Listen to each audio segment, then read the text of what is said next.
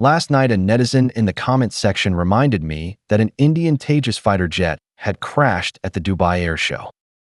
At the time, I thought he was joking, because just yesterday in my video, I had roasted the Tejas as industrial garbage produced by mankind and called Hindustan Aeronautics Limited a widowmaker. Any aircraft that goes through maintenance at HAL will see its crash rate skyrocket. Since the founding of the Indian Air Force, thousands of aircraft have already been reclaimed. The engine, radar, flight control system, and other critical components of the Tejas are all imported. Yet Indians still claim it is an indigenously developed fighter. I once questioned whether this thing is powered by cow dung and lubricated with cow urine. Even funnier is that some Indians actually say it can beat the Chinese J-20 and J-35, which truly makes people burst into laughter. After the Tejas oil leak video came out, I pointed out in my video that such an aircraft completely lacks safety. Modi only survived riding it because he was lucky. One stroke of bad luck, and he would have lost his life.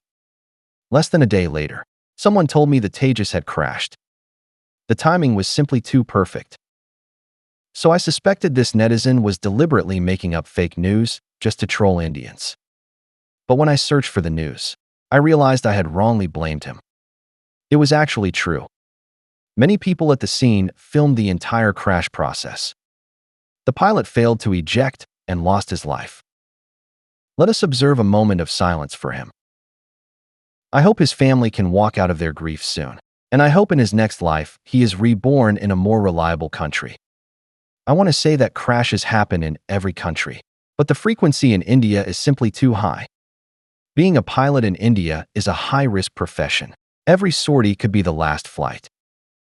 In reality, India's industrial foundation is extremely weak, and Indians have an overly optimistic personality. They love to boast and exaggerate achievements. It is very difficult for such a country to push forward large-scale high-tech projects, because these complex programs are tightly linked. If any single link goes wrong, the problem gets magnified and affects the whole system. With zero fighter development experience, India proposed the Light Combat Aircraft program in the 1980s.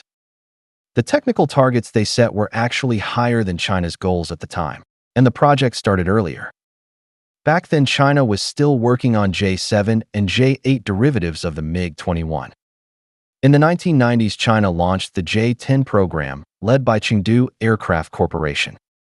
By the time the J-10 had entered service, and the Shenyang J-11, a licensed Su-27 derivative, was already being massively upgraded and deployed, the Tejas was still stuck in the development phase.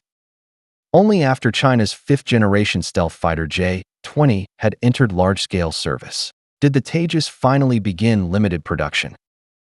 Today, the Tejas program is effectively halted due to insufficient supply of American engines, and development of its improved variants has basically stopped.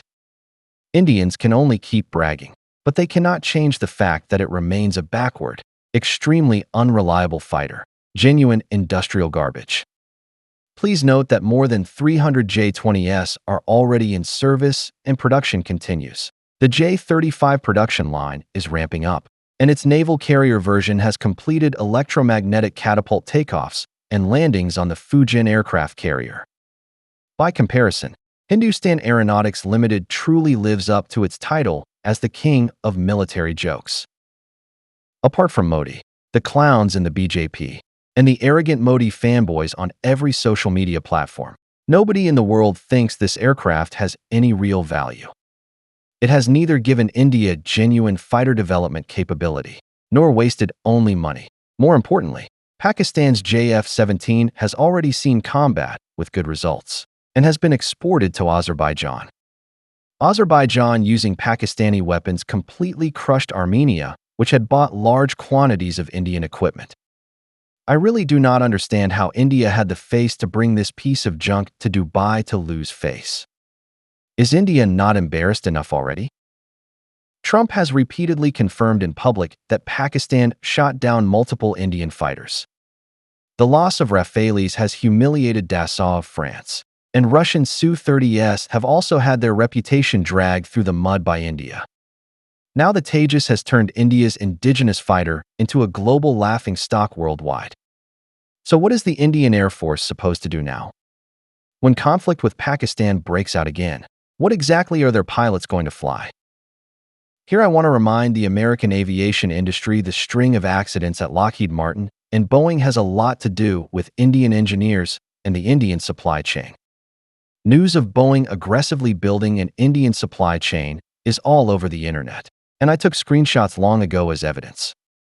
A year ago, I already said that not only would Boeing passenger plane safety be devastated and its space launches suffer setbacks, but the readiness rates of U.S. military fighters would also come under a huge question mark. Today, the F-22 readiness rate is below 50% and the F-35 is around 60%. Not long ago in the South China Sea incident, the U.S. military lost an F-18 and an anti-submarine helicopter within half an hour. I am not saying it is definitely the Indians' fault, but the American tech sector is indeed dominated by Indians while Chinese Americans were suspected and sidelined for a long time. The Indianization of American technology is relentlessly destroying U.S. technological hegemony. In contrast, China's J-20 and J-35 fleets keep expanding. The sixth-generation J-36 and J-50 have successfully made their first flights. The Fujian carrier's electromagnetic catapult system is stable and reliable, and the Sichuan carrier has begun sea trials. It too is equipped with electromagnetic catapults and can operate heavy fighters like the J-35. China is walking the same path the United States walked in the late 20th century, becoming a major industrial power with a complete industrial chain. The path America is taking now is to keep blowing bubbles under beautiful financial reports from Indian CEOs. When they finally face real Chinese companies, they will discover they are not nearly as strong as they imagined. The Silicon Valley bubble is already shocking. If Americans wake up soon and stop the continued Indianization of Silicon Valley and the U.S. tech industry, they can still rely on their existing advantages to compete with China. If they keep relying on Indian engineers, I can say with confidence that American technological hegemony will be completely lost within 10 years.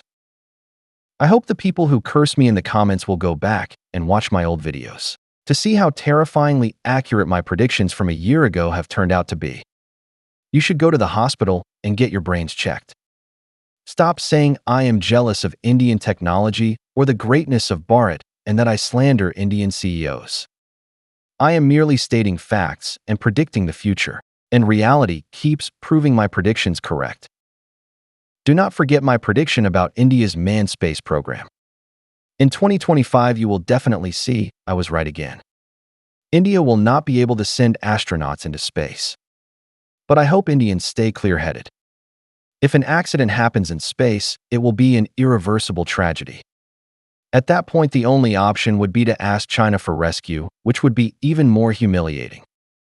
So brag less, build solid foundations first, and stop trying to compare yourselves with China.